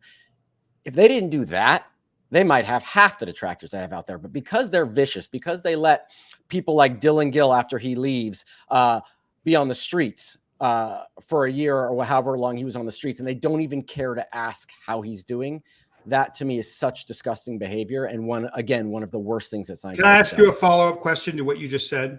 Yes. Okay. So what about somebody like, based on what you just said, somebody like Julian Schwartz? Okay. Like, I knew that guy. He was my guy. Okay. Yeah. I had a rough time under him. I would say that I got a committee of evidence twice. Okay. Mm-hmm. That being said, and I don't want to be an apologist for him, I'm asking a question. Yeah. Do I like at that time, were there things about, or even now, do I have positive feelings towards him in a weird, it's complicated. Like, I know he's covered things up, but I also knew this kid was born into it. He thinks that it's all he's ever known. He's never known a world outside where he doesn't think that the only thing that matters on earth is making sure this organization survives, or all of man will be destroyed for eternity. This is what he was raised in from birth. How do we look at somebody like him? Is he truly, Aaliyah gets really pissed off at him and just like blanket, like this covered up essay. And I'm not trying to apologize for him, but is he a victim or a perpetrator. This guy's never seen the outside world. It's the Truman Show. Like, how do you see somebody like that, Sterling? Because I get mixed feelings. Like, I see what he does and I'm sick to my stomach, and he did horrible things to me. But there's a part of me on a personal level, because I knew him, that has things about him that I found incredibly likable. Right. And I find his position, I'm sympathetic to his position. And again, I don't want to apologize for him, but I have a hard time reconciling it internally when I find out that he covers up SA and things like that. Like, it messes with me. And I understand that. Okay. I understand that. We're on the premise that he has left at this point. He's not now. Oh, that's really? Not an official statement. No. Sorry, that's not an official statement. But are you asking me this question? No, I'm asking if he's still there and he's still doing it and he was born in it and he's covering up SA, and there's inherent goodness in that person based on what he knows. Okay. Yeah. Like, what is he? Is he a victim or is he a perpetrator? How do we look at somebody like him if he's still in there doing it, which is like what I'm aware of?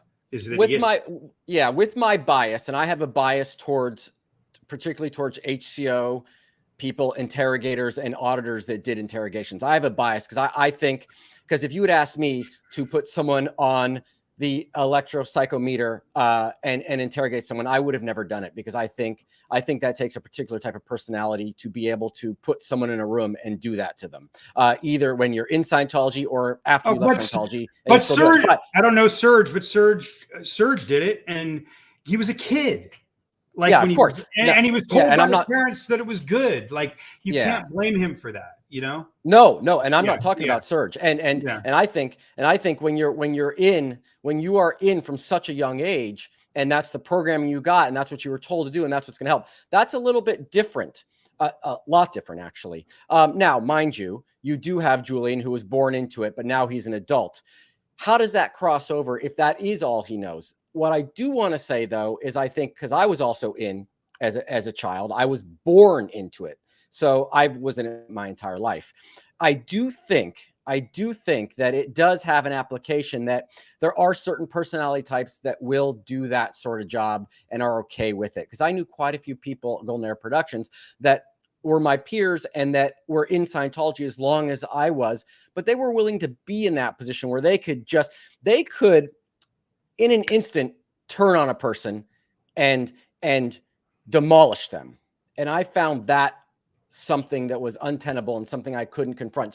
But again, we're taught that from birth, we have that in common. I was a few years ahead of you, but we have that in common. We were born into it. I went literally from the hospital to a tenement near downtown Los Angeles called the Astro Day House, which is where the nursery was. And where I was put into a place with 30, 40 babies, back-to-back cribs, and one caretaker, where we lived, where we sat in our own sick. And I mean, it was a disgusting thing with no human touch, rarely bathed, rarely touched. I get it, but but you didn't really answer my question. I did. And here's where I'm having the problem with it. He's still there doing it. So I couldn't forgive him. Okay. Now, if he I didn't say forgive. Yeah, I didn't say no, forgive. no, I know. Okay. Not forgive, but he's still there doing it. So I think he's still part of the problem. Now, let's assume that Julian leaves. And by the way, I don't know Julian. I've never met him as far as I know. But let's assume that he left. He's out. Let's assume that he's even started talking on SPTV and he's starting to expose the things that are done wrong there. But he has a lot of information about, let's assume, SA with people. And he has all this information and he has it right there. But and a victim comes forward and says, I really want to finally make the person that did this to me face a trial, face the court for the crimes they did. And Julian knows information, but does not provide it or does not do everything in his power to make that person whole again. Then that's where I would say that person needs to make a change. And until they've made that change, they're not valuable, and they should not be forgiven. Because if they can affect a change because they knew or have the power to really, really help someone now that they're out and they have information that can do that, but they choose not to use it to protect their own self-interest, that's where it crosses the line for me. And I think that if you have been part of those things, if you have been on those lines and you leave, you should do everything in your power to try to make everyone whole again, because you did know about these things, you were part of them, and you did do the cover-up. Does that answer your question? Yeah, that's intense. Yeah, that's how I feel about that particular subject. That's really how I feel about it. Okay. Yeah. Because not all of us participated. Not all of us. If there was crimes against peacocks, I promise you, I will disclose everything I know about them. But I have my personal story and the things that happened to me. But there are people. There are people in our community that fit that description that are doing a lot of good. Yes, they're doing good. They're doing good. They're speaking out, and that is part of it. I'm not the person that wants to make someone guilty for the rest of their life. But if you have, as an example, if you have a person that a very specific thing happened to, and that person has been living with it for the last 20 years, and now they want to make it right, if they want to really do it, and you do have information that can assist that, I think it is incumbent upon that individual who has information to step forward, and whether it means writing a dispatch to the FBI or being a character witness or being something along those lines, you should do it. It's not enough just to speak out about everything. And I appreciate everyone that has done that. Again, I've said emphatically, going clear, the original Tampa Bay Times articles about Dave Miscavige, Leah Remini and Mike Rinder's show have made such a change that arguably we wouldn't even have our format today on YouTube if it weren't for those people. Jenna's book, I would say the aftermath. I'm so grateful to Leah for that show because it changed my life. You know, it kind of demystified so much of the shame and the weirdness that I had. It kind of made it mainstream. You know, I don't know that I'd be talking to you right now without that. So I'm incredibly grateful to the people. And then you have, then you have pioneers. And I got to say, my sister Jenna, when she wrote her book, she didn't even have the support of her family. Okay. Not everyone in her family was excited about her book or her doing interviews. And I spoke to her about this recently. I was always excited for what was coming with her book. She did it when there wasn't a lot of air cover. Now there's a lot of air cover. We've got an anti-defense missile system built into YouTube, essentially, with the support we have across the way. So if one of us is attacked, we've got the wonderful people that subscribe to us, that follow us. They're going to step up and defend us. Jenna wrote her book sans that, right? She did it as an isolated island and took that risk and did a wonderful book. And I've talked about her book in almost every one of my lives mentioned. Oh my God, Sterling, you just made me think of something that I really think is like at the heart of this whole chat of two friends catching up. And again, what was the oldest you were friends with Jonathan? Like, were you guys friends in your teens? In our teens, yeah, because I saw him once or twice when I went down to PAC. Yeah. I just remember whenever I would see you guys, I was older than you. And there was a period in my little brother's life who, again, despite the way he treats me, I think is a beautiful man with a beautiful heart and a caring, empathetic soul. There were times that I just remember this period. I can't remember when it was where, I would see him and it was always like, this is my friend Sterling. This is my friend Sterling. So it's kind of beautiful to be having this conversation with you. Okay. Yeah, I agree. Yeah, but what I will say that I'm thinking about is as we near the end of this is like when you talk about Jenna and her book, what I kept thinking of is like one of the things that kind of over the last 10 years working as a creative person and doing like TED Talk type stuff is one of the themes that I've seen out in just the regular world is for people that grow up with hardship, if you can you have to master your story if you ever want to master your life. And one of the things that keeps us from mastering our story or mastering our lives is if we won't tell our story or we don't own our story. And there was a group out, there's a group here in Portland, called Rogue Pack, and they teach kids they're from the inner city, how to master their story through Shakespeare as a massive part of their healing. So I saw this in like 3 different places. And every time I would see it, especially the third time, it messed with me because I was like, I'm not mastering my story. I'm a liar. I'm completely hiding in shame. Right. Because of how embarrassed I am ever to be connected to this thing. Right. Or I have an association with this thing. So when you say that about Jenna, I do feel like a massive part of becoming yourself and healing or ever becoming yourself and having a decent life is the ability to tell your story. And when they tell you you're an SP and they're going to disconnect you from your family, it's like a double form of abuse because you experienced this incredible child abuse, and then you're not allowed to talk about it. Right. And then you don't talk about it. So you've had 2 pieces of abuse, the abuse, and then the inability to even address that it happened to yourself. Right. And then if you ever do come out, then you get the third abuse of being, made the devil. Right. Right. It's dark, man. It's dark. Yeah. I have to agree with you on that. I agree. I agree with you on that wholeheartedly. And they know that too. But I think this thing has snowballed to such a large thing now that they really can't do much. And let's hope we're going to implode internally. But I don't see that happening, even with people saying stupid shit sometimes. And I'm talking about myself. So yeah, no. You know what I mean? So there we go. But any more questions before we pop? Yeah, a couple more here. Growing up in Scientology. Hey, Aaron, thank you so much for tuning in, Aaron. I appreciate that. Sterling and Jamie, I'm loving this chat. Great to see you both this fine Saturday. Thank you, Aaron. Thank you, Aaron. I just want to give a shout out to that guy. I got to tell you, when I first started talking to him, it was just to share some things that I knew and hear from him directly about things that I was seeing, just so I could understand the coordinates of my life. And I got to tell you, this guy, over probably 2 to 3 months, I was never going to talk. I was going to die with this shame. And listen, we're only as sick as our secrets. Mm-hmm. And he, over 3 months, just talked to me like, well, look at it like this. And what about this? And one specific thing that he said to me that really stung was, I was like, people are going to associate me with this thing. And I'm an artist, and I'm so deeply not wanting to be associated with this thing. And he was like, they won't. They'll just see you as more interesting. Right. They'll admire you more. And it took me a few weeks to get it, but I would not have ever done it if Aaron had not been patient and not been logical and not been caring. And I don't think he gets enough credit for just how much of a caring human being he is. He's like, he's got a lot going on, and because he's at the top of the chain there, he gets a lot of like he's the easy target. But in terms of this guy cares about people, and he does a lot of things for people that we never see.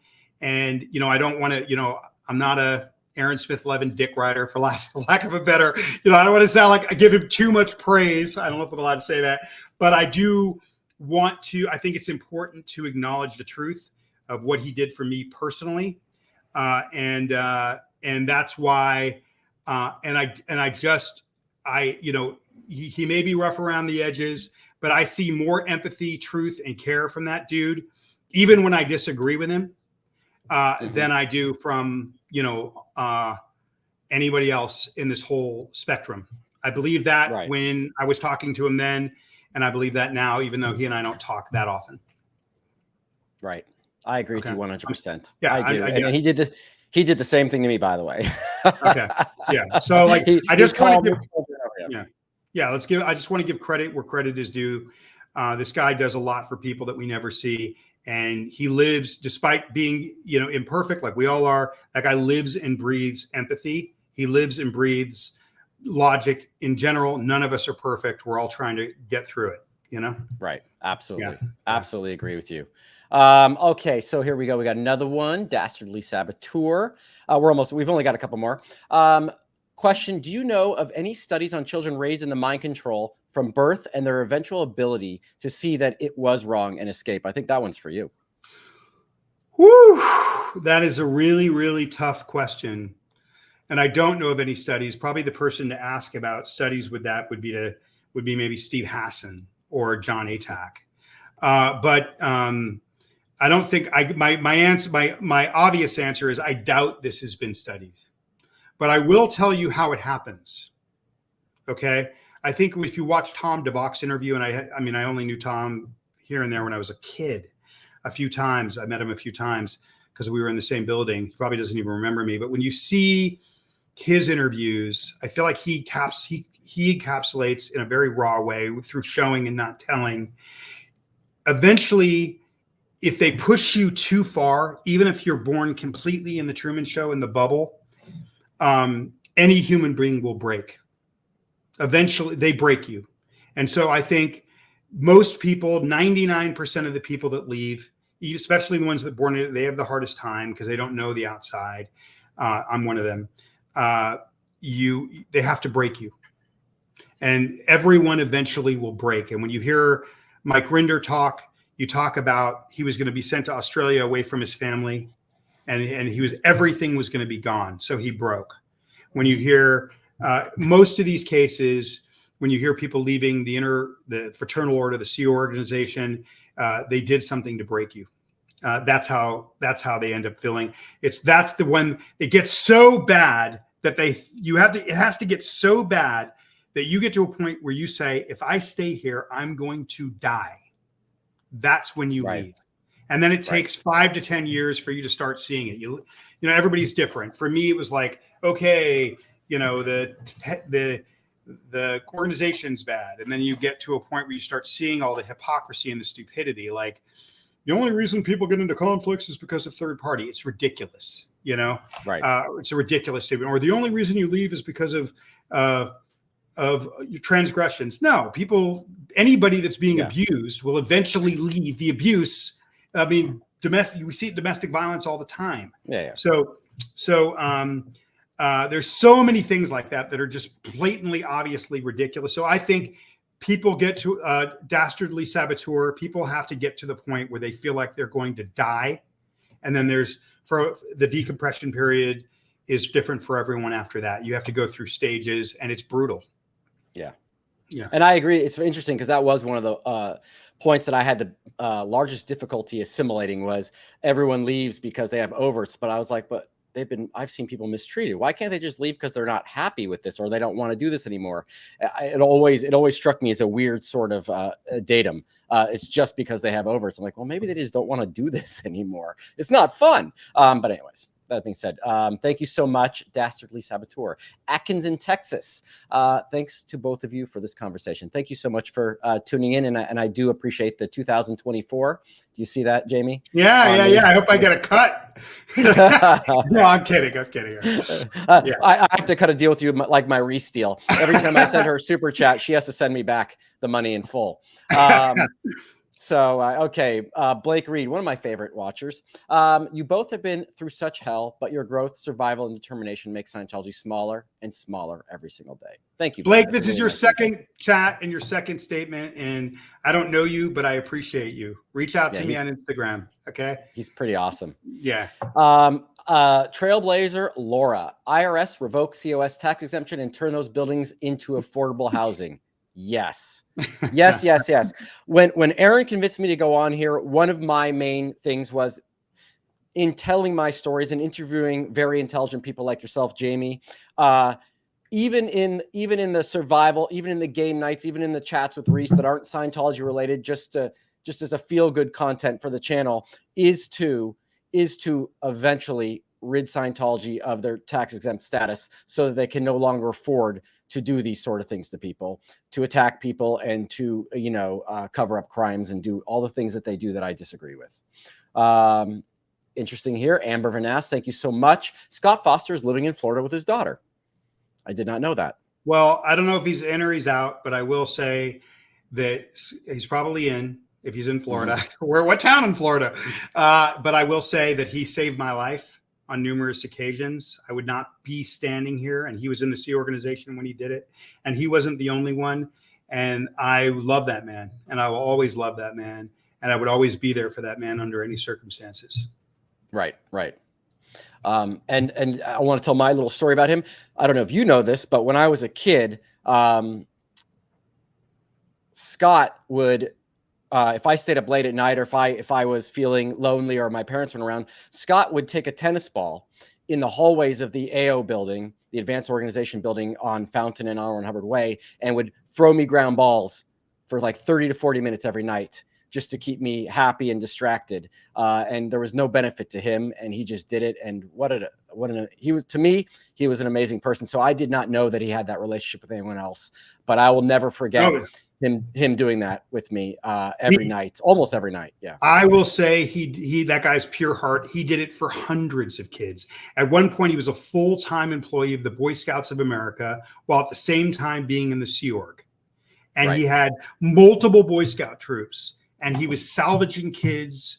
He was helping kids from the inner city, not just Scientology kids. Black kids from South Central. I went to Boy Scout camp with one of his troops. All these black kids from South Central That was Scott Foster, all heart, all about helping. That guy was pure empathy. Yep. I really liked him. Yeah. I really liked him. Thank you so much, Amber. Drive-in fan, thank you so much for the super chat. Aaron knows that there is strength in numbers. I agree. And he said that so many times. Yeah, I'd love to comment on that real quick. When he first started SPTV, I was kind of like, you got the biggest channel. Why are you sharing this with everyone? Why are you giving everyone your subscribe? I couldn't understand that. And it wasn't until it grew that I went, oh my God, he gets it in a way that I can't even get it, Right. He does. He definitely does. Got to pull this one up for you real quickly. Matt Elliott, question. Jamie, great coffee cup. Are you in Canada? I'm not. I got that as a gift on a trip to Vancouver, BC. I went to Victoria and all those islands, Tofino, or, I don't know what they're, Nanaimo. But no, I love Vancouver, BC is one of the most beautiful places in the world. And it's one of my favorite places, but I'm not in Canada. But I am in a secret underground vault somewhere in the Pacific Northwest. That's a good answer. Yeah. Sorry, it took me a second to get that. Okay, yeah. We're very close to ending here. That's done with the questions, but I want to pull something up for you, Jamie. I don't know if you've seen this before. One of the, a person that I knew a long, long time ago sent me this photo when I just started my channel. And I think it's the only photo of me for a 2-year period during this time between when I finished the EPF, joined the Sea Org, and before I went to the ranch. And I want you to notice who is right on my right side there in that picture. Wow. So that is John O'Reese. John O'Reese and I are the ones kneeling in the front of the rest of that group. And I had no idea he was even ever in the Commodore's Messenger organization, which I hope I don't know if your subscribers know what that is, but it's like a group that when they were that age, people that are listening, they would have had authority over 70-year-old men in senior positions. This thing, when you're in Commodore's Messenger organization, you are the most senior person in all of Scientology away from the secret compounds. So Jonathan and Sterling, my little brother right there to the left, they would have been able to walk up to anyone of any age, a commander, and tell them what to do. And they would jump and do whatever that person how old are you guys here? I can tell how old you guys are.